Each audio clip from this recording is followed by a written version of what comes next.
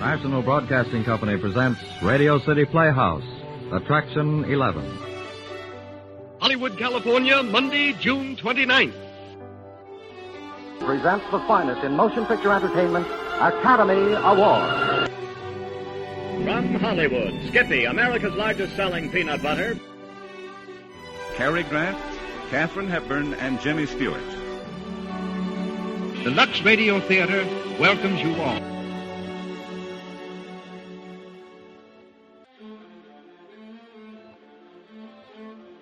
Hello everyone, and welcome to Drama and Theater, brought to you by Dwayne Old Time Radio. Before we get to today's drama, if you enjoy what I'm doing, let me ask you to subscribe to my channel.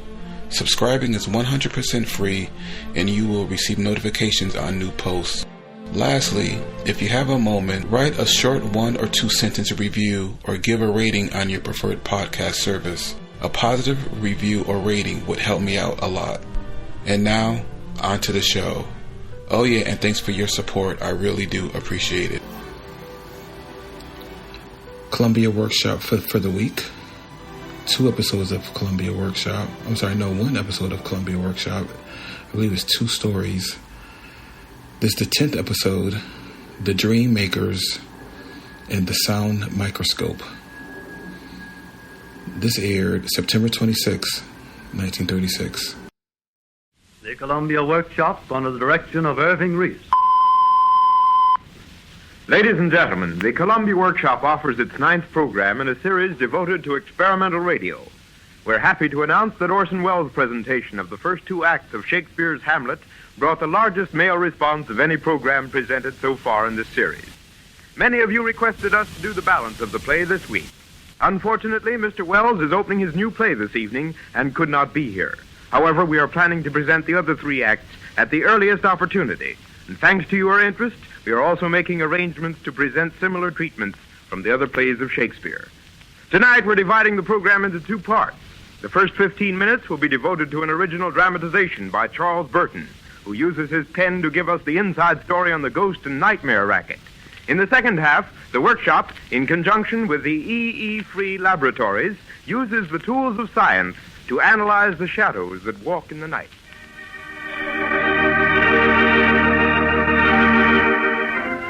The Dream Maker.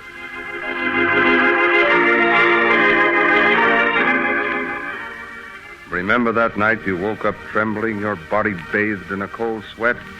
You had a horrid suspicion that you'd been yelling at the top of your voice. Probably you tried to trace its origin, blamed it on something you ate, but you were wrong. We're going to take you behind the scenes of dreams and prove it. 2 curious figures approach, as if taking shape from within a bank of fog. One is an aged man. He is accompanied by a young fellow. They converse as they stride along. You seem in an awful rush. There's a big night ahead of us, chum. Lots of ground to cover. Why start out so early? Really? What do you mean, youngster? Well, I've always heard that ghosts don't go to work till the stroke of midnight. Oh, bosh, that's an old-fashioned idea. That's so? Yeah, some of us even work in the daytime. Oh, what on earth can a ghost accomplish by daylight? Plenty. Don't you realize how many people there are who work nights and sleep days? Night watchmen, newspapermen, cops, lunch countermen, radio announcers. Oh, lots of folks. But gosh, mister, you can't very well haunt a house in the daytime. Nobody'd be scared. Oh, I get you now, sonny boy. You don't understand the setup. Probably I don't. You see, 2 big mobs control all the rackets in this business. The Amalgamated Association of Nightmare Breeders and the Ancient Order of House Haunters. You don't say. Sure, it's all organized. I'll explain it before long, but not now. We got to go to work here. In this house? Right in this house. Oh, my thrilled. Oh, boy, will I scare her. Hey, you do what? Hey, what are you doing with that hammer? Oh, that's what I'll rap on the wall with. Listen to this. And then I'll walk around upstairs like a ghost with a wooden leg, like this. Oh, boy, that'll make their hair stand on end. And then after that, maybe I'll rattle a chain. And then I'll yell, "Oh!" Oh, no, you don't get the idea. We don't operate that way. No? No, that's old stuff. Belongs to the opposition. Oh, we're different. Come on, I'll show you. Here we go. Give me your hand. What are we going to do? Whiz up into that corner bedroom there. You ready? Sure. Here we are. Golly, there's a man. He's asleep. Oh, you can talk as loud as you like, youngster. Our voices are pitched in a frequency too high for the mortal ear to pick up. That's so. Yes. Now, this man bets on horses. Oh, that's bad. Awful bad. Last week he won $100. Think of that. So when he gave his wife her allowance, he added an extra $5. That wasn't much considering. Of course not. Since then, he's lost $100 and a lot more. That's the way it goes. He shouldn't gamble. Tonight, when he handed over his wife's house money, he held out $10. Told her he had to pay a bill. Oh, my. Now watch. I'm going to roll him over on his back. Yeah, get over there. Big, isn't he? Oh, sure is. Must weigh 200 pounds. Yeah. Now, to fix up a nightmare he won't soon forget. Hey, Wheeler. You're a jockey, Wheeler. Get it? A jockey. And you're riding a horse called Iron Monkey in the 5th race. Iron Monkey can't lose, Wheeler. You get it? He can't lose. But you bet your whole fortune on another horse in the same race called Sweet Sue. You get it? You're betting on Sweet Sue, but you're riding Iron Horse. Time for the parade of the post, Wheeler. Go ahead. Start dreaming. That's Iron Monkey. Down the lot, there. All right, up you go, Wheeler. You all right? Yeah, how's that good? Tight? All set. Well, what do you know, Andy? Iron Monkey can't lose. He's in great shape. He is. The other horses ain't got a chance. Did you get a bet down? Well, sure, I put my whole fortune on Sweet Sue. You bet on Sweet Sue? Well, ain't that too bad? Say, didn't you know they're planning on using that nag to pull milk wagons after this race? Well, what'll I do? You gotta help me, Andy. You gotta help me. Don't you understand? Sure, I understand. What'll I do? Well, there's the call to the post. Use your own judgment. So long. The horses are now parading to the post for the 5th race. The race will start in about 3 minutes. Oh, gosh, what'll I do? Iron Monkey can't win. I've got everything on Sweet Sue. What'll Matilda say? Oh, gosh, she'll divorce me. Listen, Iron Monkey, you're going to get in a jam at the start and trail all the way. Do you understand? You gotta lose. Stop that. You gotta lose. Do you understand? The horses have reached the starting gate. They're walking into position now. There they are, all lined up. Iron Monkey looks every inch the great horse he is. Oh, look at that. He just stepped through the barrier. That horse is straining every fiber of his thoroughbred body. He's just rearing to go. Come on, back in here. Don't be so darn anxious. Keep that nag in a slot, Wheeler. Back him in. Whoa, take it easy now. Don't get excited. Everything's tense. Everybody's straining as the riders and horses wait for that starting signal. They're off. Yes, there they go. They're off to a perfect start. Sweet Sue takes the early lead. He's way out in front, followed by Polar Bear. There's Bear Sickle third. The rest are bunched. It's Sweet Sue's race right now by a length and a half. The rest are dropping back. Iron Monkey's a bad lap. The favorite looks way out of the running. The baby, Iron Monkey, just take it easy. We're just out for the ride. Take it easy. That's it, easy. Around the first turn, it's Sweet Sue opening up a wide lead. Captain Jerry has come up to take second place, leading Polo Bar by a neck.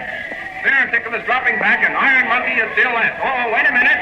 He seems to be picking up a bit. Here, Iron Monkey, cut that out. Cut it out, I tell you. Slow down, do you hear? You gotta let Sweet Sue win. Going into the back stretch is Sweet Sue, going away, followed by Captain Jerry. Polo Bar is coming fast on the inside, and Bear Sickle is giving way to Iron Monkey, who seems to be making his bid for fast. Oh, darn it all. Now look what you did. You lug, let go of that bit. Let go, will you? What's your hurry? Henry Wheeler, where's the house? and the automobile, and your paycheck. Answer me. Oh, my God, my God. Slow up, will you? Slow up. On the backstretch, the track is a sea of mud. I can hardly distinguish the colors. One horse has overtaken the field and is going into the lead. Is it? Yes, it is. It's Iron Monkey. Iron Monkey now leads by 3/4 of a length. Hey, Iron Monkey, please. Didn't you hear Matilda? What do you think I'm holding on these reins for? Oh, darn your hide. Why, all the horses in the field have stopped except Iron Monkey, who continues to show the way. The other jockeys have dismounted and are pulling hip boots on all 4 legs of their mounts on account of the heavy mud. Pull up, Iron Monkey. You're no mud horse, and you know it. Pull up, do you hear? You gotta get on your boots. The field is away again. They've overhauled Iron Monkey. His jockey seems to be slow in getting on his boots. It's Sweet Sue by a head, by a half, by a full length. Oh, Sweet Sue skidded. He's facing the other way while he's running backwards. Now he's headed the right way again. He's opening up a gap. As they round into the stretch, it's Sweet Sue by a length and going away. It certainly looks like Sweet Sue's race at this point. Oh, wait, what's Iron Monkey doing? Iron Monkey has leaped to the top of the infield fence. He's running along the rail. He's passing the other horses like a streak of light. Get down off that fence. Oh, my gosh. Whoa, get off that fence, I tell you. Oh, my gosh. Going crazy. Why, this is the most sensational race ever run. Coming up from last place, Iron Monkey leaps to the fence and is now heading for the finish. It's sensational. He's increasing the lead by 5 lengths. 6, 7, 8, 9. Iron Monkey wins. Whoa.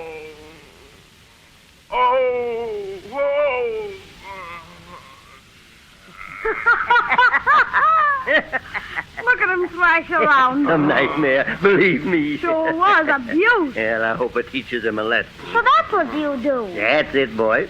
What do you think of it? Swell. That's why the mob I work for is called the Amalgamated Association of Nightmare Breeders. But what about the other mob? Oh, just a bunch of old fossils. No originality.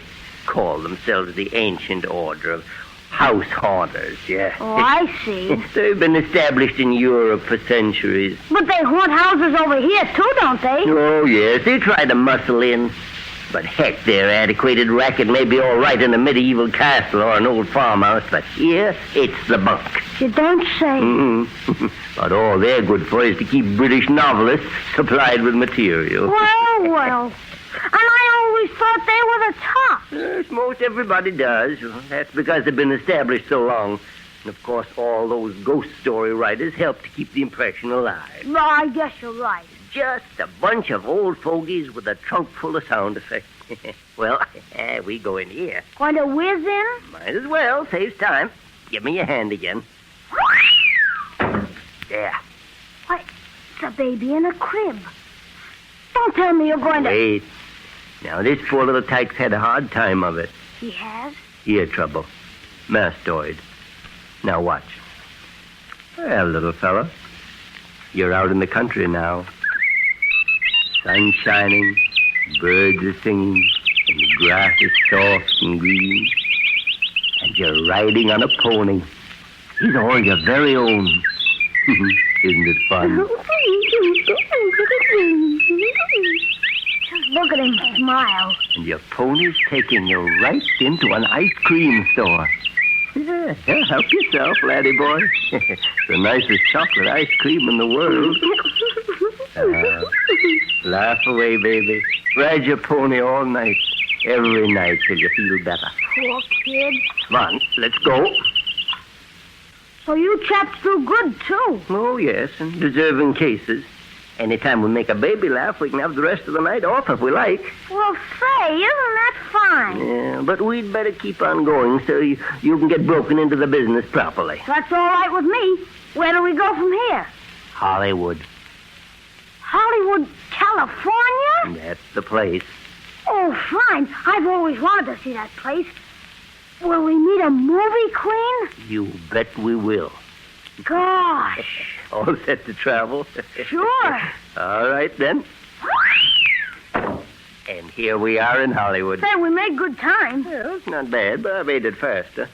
And this is a nice art gallery. It's not an art gallery. This is the home of Cleo Devine, the movie star. Yeah, but all those paintings. Those are her ex-husbands. Couldn't she make up her mind? Mine? Oh, yes. No, I guess she couldn't. Golly, it's someplace, though. Where's Cleo, I wonder? Yeah, she must be somewhere around here. Listen. There she is.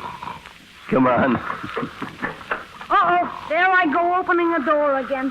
I forgot all we have to do is walk through them. This is peachy. Yeah, it's a hard habit to break. Hey, Cleo, cut out that snoring. So this is Cleo Devine. In person. Well, if you ask me... No, she's not all she's screened up to be. Gonna teach her any moral lesson? Oh, yes. I was just getting around to that. Remember you spoke of, mind? Uh-huh. Well, now, don't you think we ought to do something that'll help Cleo to learn how to make up her, mind? Yeah. Sure. All right. Cleo Devine, it's time to get up. Start dreaming.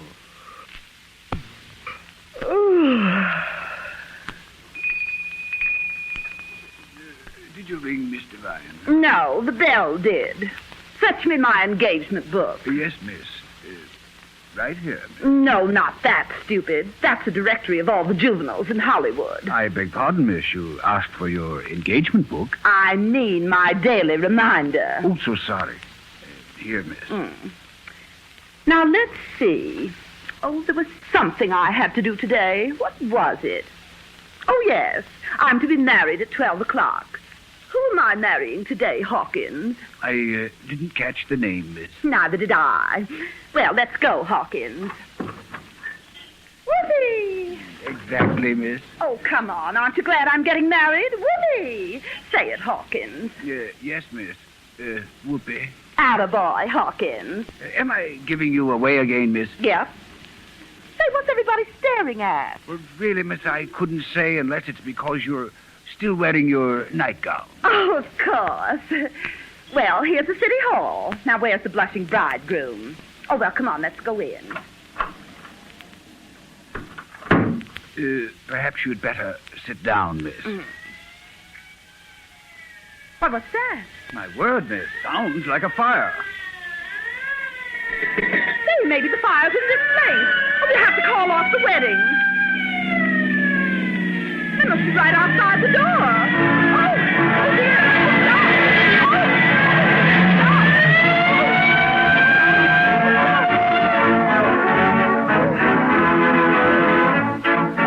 Stop the wedding, there's a fire.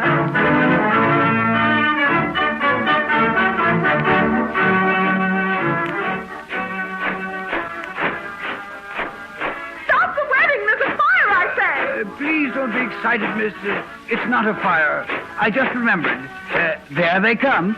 There, who comes? The bridegroom, miss. I just recalled. You're marrying the Los Angeles Fire Department. Oh, my boy. That's that. You've got some imagination, sir. Oh, it's quite simple after you get the hang of it. Just a case of making the punishment fit the crime, I take it. That's it, boy. That's just it. Now, you caught on quick. And just for that, I'm going to let you handle the next case. Oh, gee, thanks. Where do we go? Let's see. About time for another good deed, isn't it? Suits me. All right.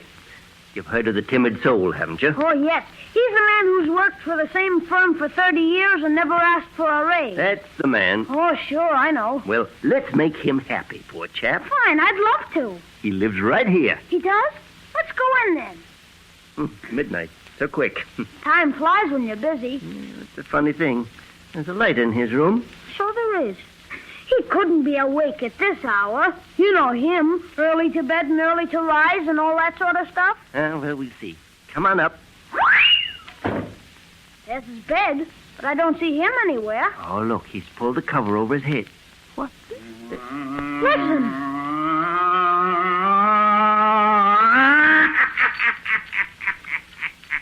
Oh, for the love of Mike. What is it? The opposition. The Ancient Order of House Haunters? Yes. Muscling in, eh? I'll say so. Of all places. Poor old timid soul. He's scared stiff. They would pick on a poor chap like him. Yeah, it's a shame. I was going to fix up a peach of a dream for him, too.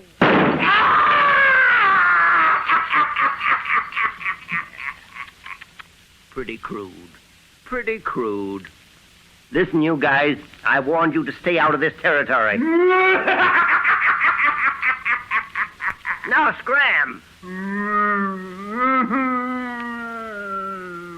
Wise guy. Yeah, at the last convention we agreed you're supposed to stick to cemeteries and English castles. Now beat it or we'll tear up the agreement and make everybody dream there are no ghosts every night. Oh, no, not that. Oh, we'll scram, pal. Boy, you sure told them. All right, son. Now you go on with your dream for Mr. Timid Soul. Oh, swell. Listen, Mr. Timid Soul. You're king of a desert island in the South Sea.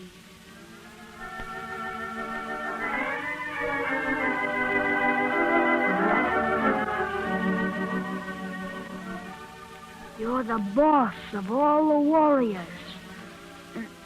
And beautiful girls wait on you with fans to shoo the flies away. How am I doing, boss? Well, it's a little bit obvious, but it's not bad for a start. Anyway, Mr. Timid Soul looks happy.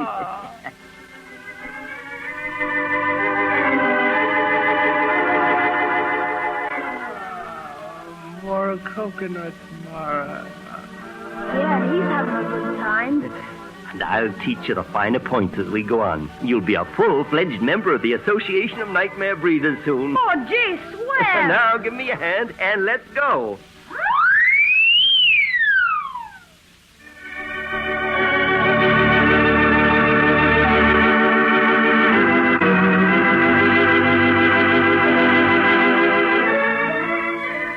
Perhaps you have a better understanding of dreams now. All we can say is, be good, and the maker of dreams will make you an object of his good deeds.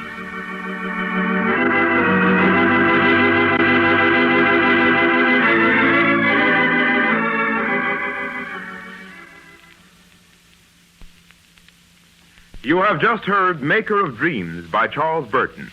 For the second half of this evening's program, the workshop is pleased to have with us Dr. E. Free, a member of the faculty of New York University and a fellow in the Acoustical Society of America.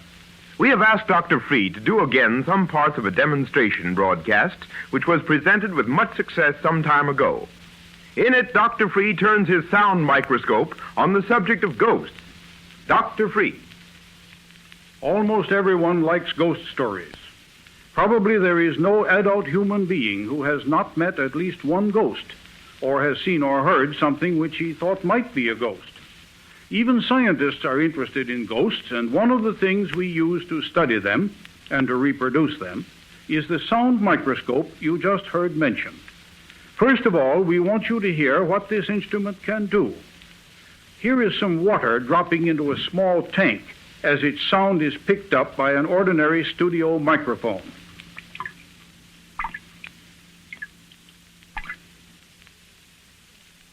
Now we will let you hear those same water drops as they sound when magnified a few million times by an electrical sound microscope.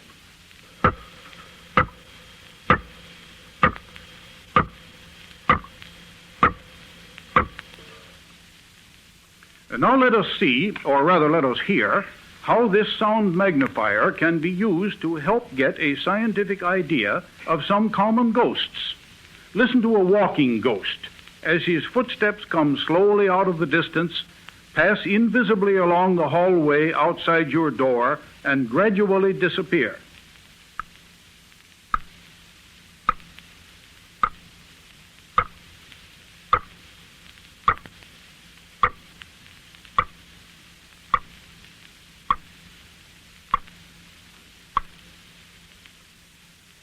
I have heard ghosts who sounded much like that, in lonely houses about 3 o'clock on some dark morning, and I have found out what made them. It was water dropping slowly from a leaky faucet into a sink or a bathtub. That is what you just heard. On a table here in the studio, we have a little pool of water connected with a microphone and a sound microscope. Drops of water were dropped one by one into this. You heard the step-like sounds of these as they fell. Changing the adjustment of the sound microscope made the footsteps seem to come closer or to go away. A kind of ghost, perhaps almost as common as these footstep ones, are those who knock loudly or tap gently on walls or doors in the middle of the night. Here is one of them.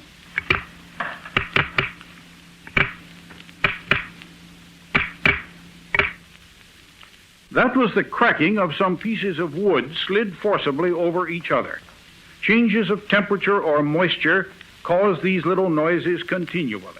Such small sounds almost never are heard in the daytime. They are drowned out by other noise. But at night, when everything else is quiet, our ears act in some degree like natural noise microscopes and magnify these tiny sounds until they become important. One common instance is the pistol shot ghost.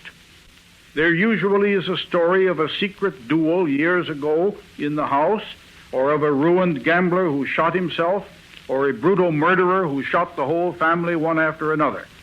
Night after night, the drama is reenacted audibly for impressionable listeners, like this.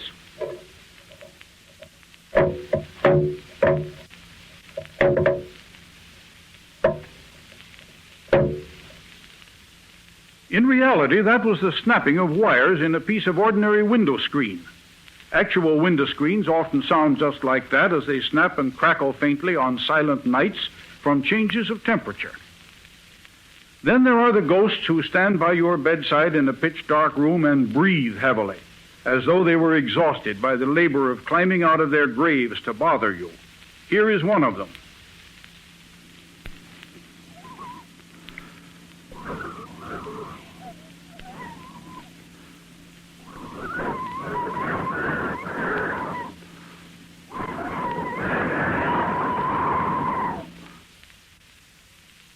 That is another common accomplishment of an ordinary window screen or door screen. If these wire screens contract or expand strongly, they crack like pistol shots. If they contract or expand only gently, or if a moderate breeze blows over them, they may make breathing or sighing noises like that last one. Another kind of ghost includes the groaners, like this.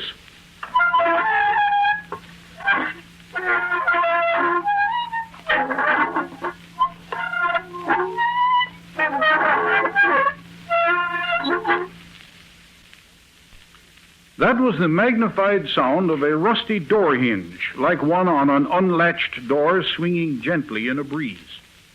Rusty hinges, door springs, and so on also are responsible for many of the ghosts who clank up and down hallways, dragging chains behind them. Usually there is a story of some ancient pirate hanged in chains, or a prisoner chained for years in some basement dungeon. Here is one of these chain-clanking ghosts.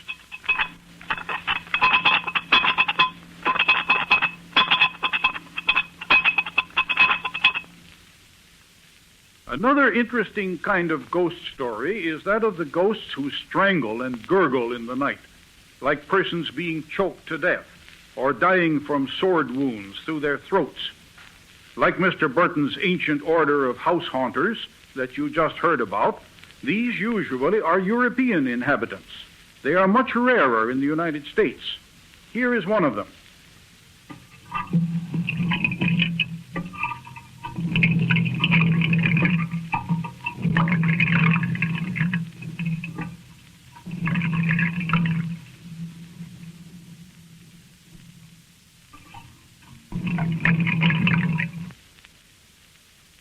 The way we made that one was to run some water through a piece of ordinary pipe and let the sound microscope listen to it.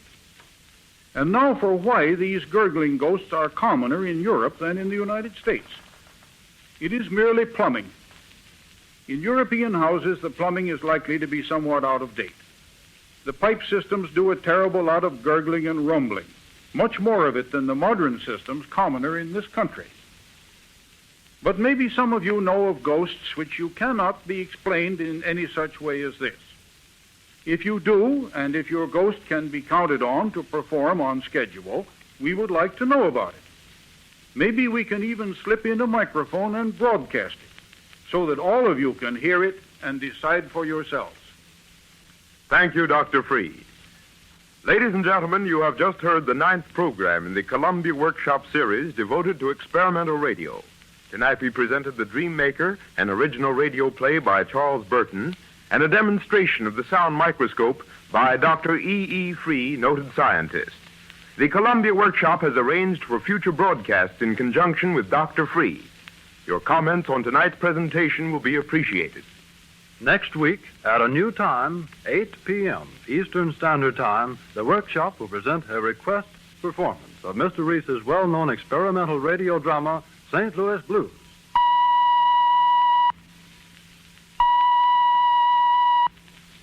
The Columbia Workshop's presentations are conceived and directed by Irving Reese. This is the Columbia Broadcasting System.